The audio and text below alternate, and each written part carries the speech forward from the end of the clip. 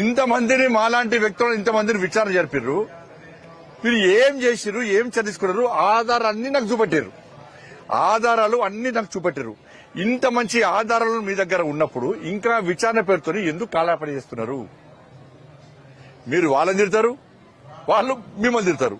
ఎందుకు తిడుతున్నారంటే ఎక్కువ విచారణ చేసిన కొద్దీ ఢిల్లీకి ఎక్కువ ముడుపులు ముడతాయి. ఏసీసీ భవన్ కు ఫామ్ హౌస్ కు మధ్యలో డీల్ కుదురుతలేదు.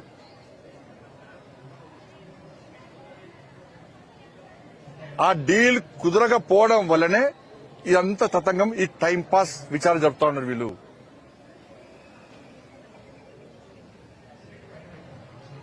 మంత్రులు ఆరోపణలు చేస్తారు, ముఖ్యమంత్రి ఆరోపణ చేస్తాడు. అరే ఒక జడ్జిల ఫోన్లు విన్నరు అంటే ట్యాపింగ్ జరిగింది, ట్యాప్ చేసిరు అంటే ఇంతకంటే దారుణమైన విషయం ఏమున్నది? ఇక సామాన్య ప్రజలు ఎవరు చెప్పుకుంటారు? పోయి సిరిసిల్ల కేంద్రంగా జరిగిన దాని మీద కనీసము ఇంతవరకు స్పష్టం చేసిన దాఖలాలు. సిరిసిల్ల కేంద్రంగా జరిగిందని అనేక సందర్భాల్లో చెప్పాను నేను.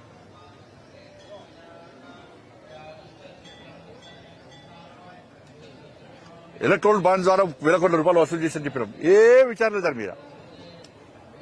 కాబట్టి ఇప్పటికైనా డిమాండ్ చేస్తున్నాను నేను, అరెస్టుల పర్వం కొనసాగించండి. తప్పు చేసిన రాజకీయ నాయకులను అరెస్ట్ చేయండి, అధికారులను అరెస్ట్ చేయండి. అప్పుడే ఈ కాంగ్రెస్ పార్టీ ప్రభుత్వం మీద ప్రజలకు గాని మాకు గాని నమ్మకం ఉంటది.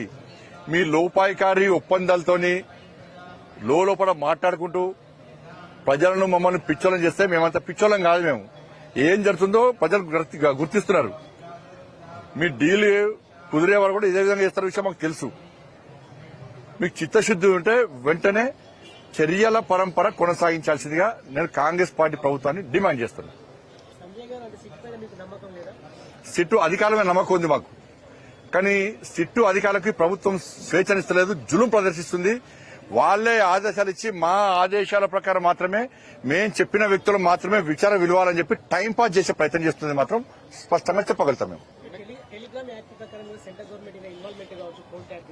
రాయాలి, వీరు లేఖ రాస్తే సెంట్రల్ గవర్నమెంట్ సహకరిస్తుంది. కేటీఆర్ మాట్లాడుతూ కేంద్ర హోంశాఖ సహాయ మంత్రి పెట్టిన ఎక్స్ లో పెట్టిన పోస్ట్ ఏదైతే ఉందో నన్ను ఆశ్చర్యానికి గురి చేసింది. కనీసం ప్రభుత్వం ఏం చేస్తుందో తెలియదా ఆయనకు అని చెప్పేసి మీ మీద ఏ విషయంలో ఫోన్ ట్యాపింగ్ అంశంలో మీరు పెట్టిన విచారణ దొంగే నీతులు మాడితే పట్టించుకోను నేను. కేటీఆర్ అనే వ్యక్తి గుండె మీద చేసుకుని నువ్వు మీ అయ్యే ప్రమాణం చేయి, నేను చాలాసార్లు ప్రమాణం చేయమని చెప్పాను. ఎందుకంటే ఆయన దేవుడు నమ్మడు.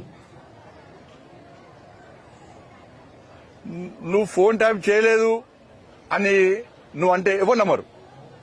ఇలా నీతులు మాట్లాడితే ఎవరు పట్టించుకోడు. సిరిసిల్ల కేంద్రంగా చేసింది ఆయనే.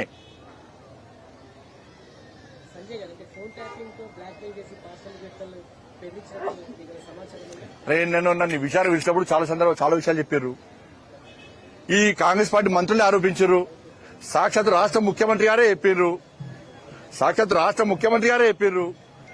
ఒక ముఖ్యమంత్రి స్థాయి వ్యక్తి ఏం ఆధారాలు లేకుండా ఆరోపణ చేస్తాడా? ఇవన్నీ ఆధారాలు ఉన్నాయని చెప్పే వాళ్ళు సిట్ వేసారు వాళ్ళు. కానీ ఆ సిట్ ఏమైంది, సిట్ అంటే సిట్, స్టాండ్ అంటే స్టాండ్ అయిపోతుంది. ఇది పరిస్థితి.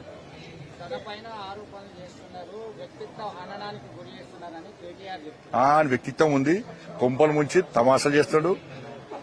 కొంపలు ముంచి ఇవాళ నువ్వు చేసినటువంటి దారుణాలు, అకృత్యాలు ఇవాళ కళ్ళలో కనబడుతుంటే ఈ ప్రభుత్వం చేత కాదు. కేసీఆర్ కుటుంబాన్ని అరెస్ట్ చేసే దమ్ము ఈ ప్రభుత్వానికి లేదు. నిజంగా మా ప్రభుత్వం గిట్లా ఆ రోజు ప్రజలు మాకు ఆశీర్వదించి మమ్మల్ని గిట్లా గద్దెనెక్కిస్తే ఇలా కేసీఆర్ కుటుంబానికి చుక్కలు చూపెట్టేవాళ్ళం మేము. చట్టం అంటే ఏంది, దారుణాలు, అకృత్యాలు, ప్రజల జీవితాలతో చెలగాటమాడేటువంటి వ్యక్తులకు ఇలా సొసైటీలో ఏ విధంగా గుణపాఠం చెప్తామో ఇవాళ చెప్పేవాళ్ళం మేము. ఇలా మేము చెప్పేవాళ్ళం. ఈ ప్రభుత్వం మీద ఇప్పుడు నమ్మకం లేదు. నెక్స్ట్ వచ్చేది మాయ ప్రభుత్వం. ఇలా పక్క కేసీఆర్ కుటుంబాన్ని వదిలిపెట్టే ప్రసక్తి లేదన్న విషయాన్ని స్పష్టం చేస్తున్నాను. ఈ ముఖ్యమంత్రికి చాత కాదు, ఈ ముఖ్యమంత్రికి దమ్ము లేదు, ఈ ముఖ్యమంత్రి కేసీఆర్ కుటుంబాన్ని అరెస్ట్ ఆలోచన లేదు. కాంప్రమైజ్ పాలిటిక్స్ చేస్తున్నారు వీళ్ళు. అరే ముఖ్యమంత్రినే ఎత్తుకపోయి జైల్లో పెట్టిర్రు, డ్రోన్ అని ఇంకో కేసు అని బెయిల్ రాకుండా చేసిర్రు, బిడ్డ పెళ్లికి లేకుండా చేసిర్రు. ఏడవైందే ముఖ్యమంత్రి పౌరుషం.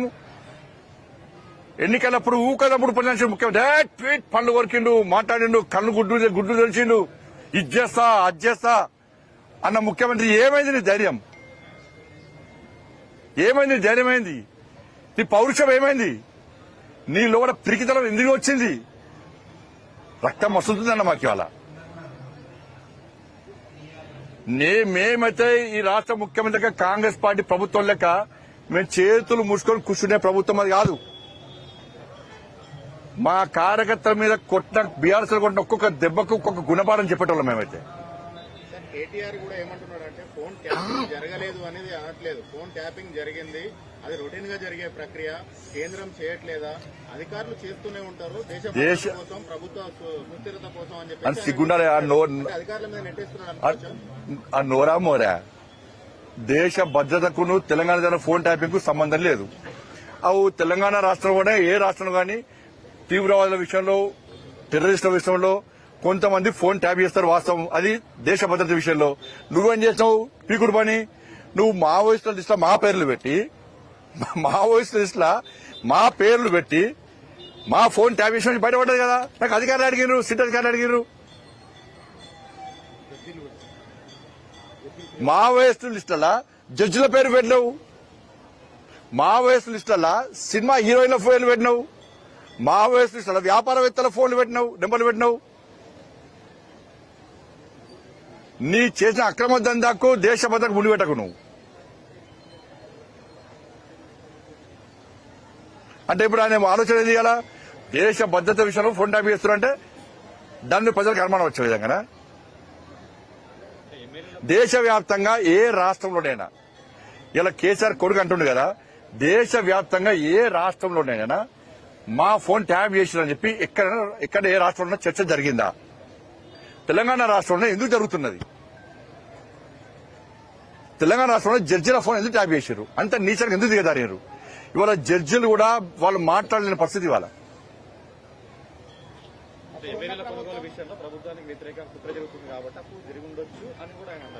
ఎవరు చేసినట్టే కదా, అది ఏదన్నా కానీ చేసినట్టే కదా. ఏమంటాడు? అధికారులు దేశ భద్రతలు చేసి రావచ్చు అంటే ఆయన అంటాడు, ఇది ఆయన అంటాడు. అదే స్టేట్మెంట్ ను వాళ్ళు రాష్ట్ర ప్రభుత్వము సిట్ అధికారులు వాంగ్మూలంగా స్వీకరించి దాని విషయాన్ని జరపని చెప్పండి. చెప్పింది ఆయన కదా, వాంగ్మూలమే కదా, ఆయన ఒప్పుకున్నట్టే కదా, చేయమని చెప్పండి. మరి ఏ కేసైనా కానీ ఫోన్ ట్యాప్ చేయొచ్చా?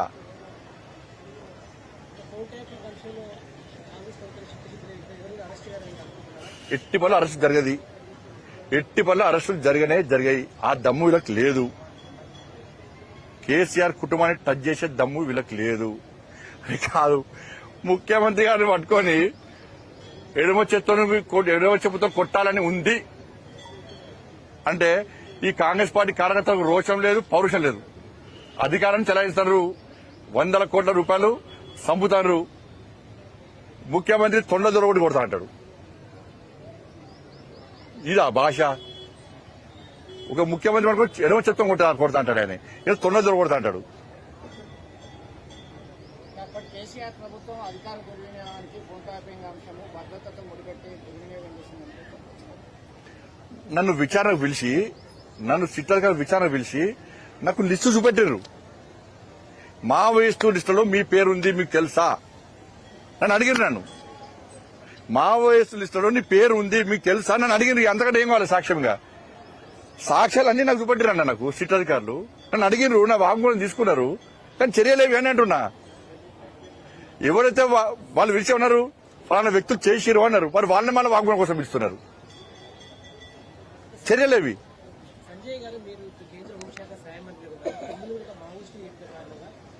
అప్పుడు నేను మంత్రి కాదు కదా, అప్పుడు నేను రాష్ట్ర ప్రభుత్వంలో విచారణ చెప్తున్న కేంద్రం జోక్యం చేసుకుంటుందా? శాంతిభద్రం సార్ రాష్ట్ర ప్రభుత్వం చర్యలు తీసుకోదు, మాకు చేత కాదు, మాకు చేత కాదుగా, మొత్తం కాదు, మేము చేత కానీ చేతనావస్థలో ఉన్నాం, మాకు ఆ దమ్ము ధైర్యం లేదు అని చెప్పని మేము తీసుకుంటాం. మేము బీజేపీ ఎంపీగా ఉండి మిమ్మల్ని ఒక మావోయిస్టు నేతగా చూపించడం ఏమర్థం చేసుకోవచ్చు? ఆ మూర్ఖత్వం అదే చెప్తున్నారు కదా, బరి తెగించింది కేసీఆర్ ప్రభుత్వం, బరి తెగించింది, బరి తెగించి మమ్మల్ని ఇవ్వలు ఏం చేయలేరు అని చెప్పి అహంకారంతో ఆ విధంగా వివరించింది. సిట్టుతో ఏం ఉపయోగం ఉండదు భావిస్తున్నారు. ఏముండదు. నేను మళ్ళీ చెప్తున్నా, సిట్టి అధికారుల మీద జులుం ప్రదర్శించకుండా, ఆదేశాలు ఇవ్వకుండా వాళ్ళకి స్వేచ్ఛనిస్తే ఆ అధికారులు 100% ఇప్పటికే కేసీఆర్ కుటుంబానితో పాటు ఎవరైతే ఫోన్ ట్యాపింగ్ పాల్పడ్డారో ఆ అధికారులు అరెస్ట్ చేసేవాళ్లు. ఒకవేళ రాష్ట్ర ప్రభుత్వం సిబిఐకి కేసు ఇస్తే మీరు అరే ఊకే సిబిఐ అన్న చాతగా చెప్పండి. కాళేశ్వరం విషయంలో గాని, ఫోన్ ట్యాపింగ్ విషయంలో గాని, ఈ రాష్ట్రంలో మాకు బీఆర్ఎస్ లో గాని అక్రమం చేసేటువంటి అవినీతి పనులను అరెస్ట్ చేసే దమ్ము మాకు లేదు, మాకు చాతన కాదు, మా చేవదచ్చిన మేము అని చెప్పండి, లేఖ రాయమని చెప్పండి, మేము అరెస్ట్ చేస్తాం. ధన్యవాదాలు.